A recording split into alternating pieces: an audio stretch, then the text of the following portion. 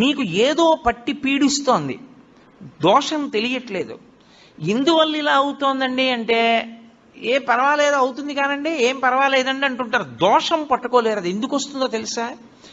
ఎక్కడో మహాత్ముల మనసు కష్టపెట్టడమో, లేకపోతే ఏదో చెయ్యకూడని దోషం ఏదో చేశారు, అది జాతకంలోకి దొరకదు, పీడిస్తూ ఉంటుంది.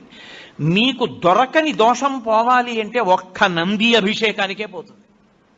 అది ఎప్పుడో తెలుసా? ఎప్పుడు పడితే అప్పుడు చేయడానికి వీల్లేదు. త్రయోదశి నాటి సాయంకాలం శివాలయంలో శివలింగానికి పొద్దున్న అభిషేకం అయిపోతుంది కాబట్టి అలంకారం చేసేసి రుద్రాధ్యాయంతో నందీశ్వరుడికి అభిషేకం చేస్తారు. అభిషేకం చేసి నంది మూర్తినంతటినీ కడిగి అలంకారం చేసి చందనం బొట్టి బొట్టు పెట్టి నందీశ్వరుడికి శివలింగానికి ఏకకాలంలో హారతిత్తితే సమస్త దోషములు ఉపశాంతి పొందుతాయి. ఒక్క త్రయోదశి